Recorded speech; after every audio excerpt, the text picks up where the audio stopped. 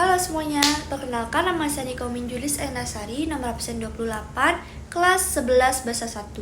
Jadi di sini saya akan mempresentasikan mind map saya tentang Proklamasi Kemerdekaan Indonesia. Proklamasi Kemerdekaan Indonesia. Perumusan naskah Proklamasi Kemerdekaan merupakan peristiwa penting dalam sejarah bangsa Indonesia. Naskah Proklamasi Kemerdekaan Indonesia yang dibacakan pada 17 Agustus 1945. Pembahasan yaitu yang pertama, Jepang menyerah kepada sekutu.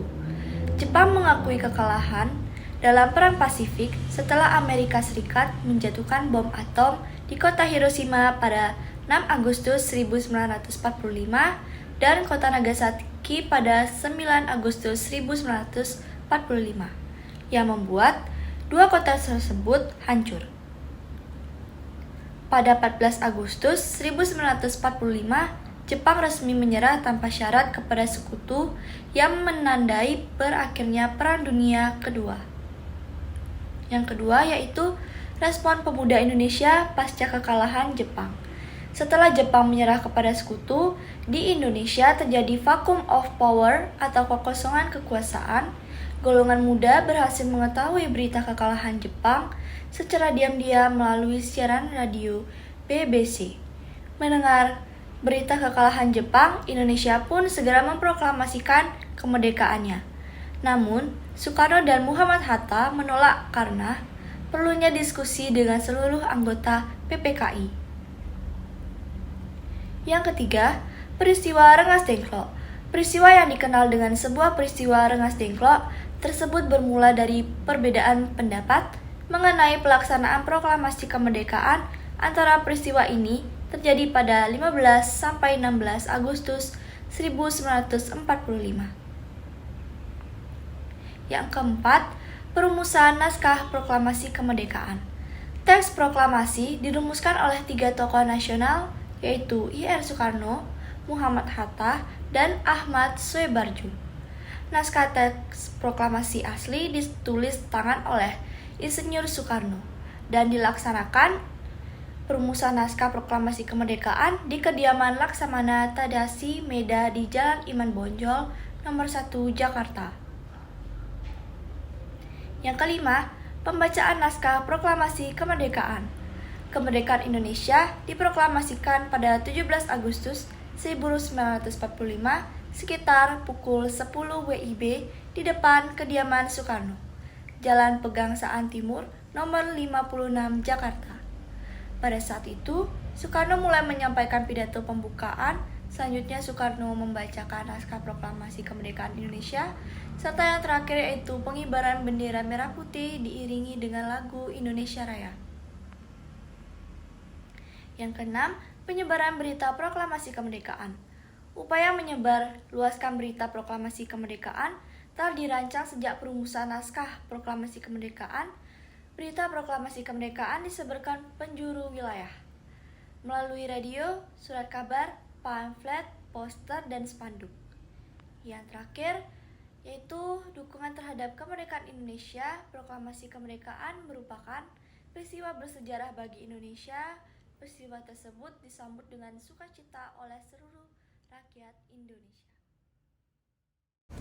Proklamasi Kemerdekaan Indonesia pada tanggal 17 Agustus 1945 merupakan puncak perjuangan bangsa Indonesia. Dengan proklamasi kemerdekaan, bangsa Indonesia terbebas dari segala bentuk penindasan. Sebagai generasi penerus bangsa, kita hendaknya mensyukuri dan mengembangkan sikap positif dalam mengisi era kemerdekaan ini. Yang kedua, yaitu pembentukan Pemerintahan Republik Indonesia. Yang pertama, penetapan UUD 1945 sebagai konstitusi negara. Salah satu kelengkapan negara yang harus dimiliki, yaitu negara yang merdeka dan berdaulat, adalah Undang-Undang Dasar.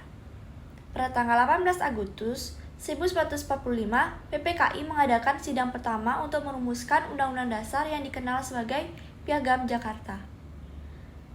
Yang kedua, pemilihan Presiden dan Wakil Presiden. Proses pemilihan Presiden dan Wakil Presiden yang dilakukan oleh PPKI pada awal kemerdekaan Indonesia yaitu dengan cara pemilihan umum atau pemilu. Yang ketiga, pembentukan pemerintahan daerah dan departemen. Pembentukan departemen dan pemerintahan daerah di Indonesia dicetuskan pada sidang PPKI kedua yang dilaksanakan pada 19 Agustus 1945. Yang keempat, pembentukan Komite Nasional Indonesia Pusat atau KNIP, Lembaga Pertahanan Negara, dan partai politik.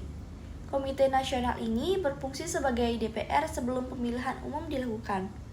Di tingkat pusat, Komite Nasional dikenal dengan Komite Nasional Indonesia Pusat atau KNIP.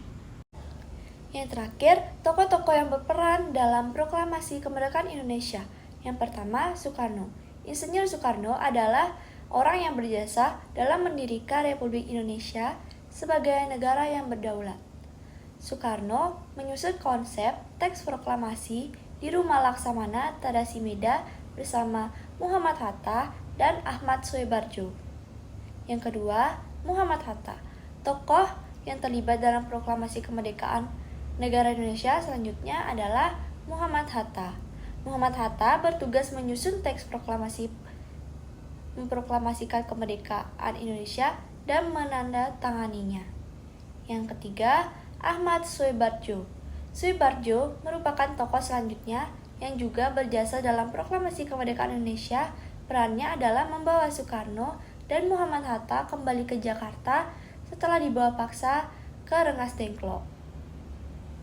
Yang keempat, Burhanuddin Muhammadiyah atau BMDiyah memiliki peranan penting dalam peristiwa proklamasi, yaitu menyebarkan berita proklamasi kemerdekaan Indonesia pada tanggal 17 Agustus 1945 sehingga berita tersebut dapat tersebar di wilayah Jakarta. Terima kasih sudah mendengarkan penjelasan dari saya. Sekian, terima kasih. Dadah.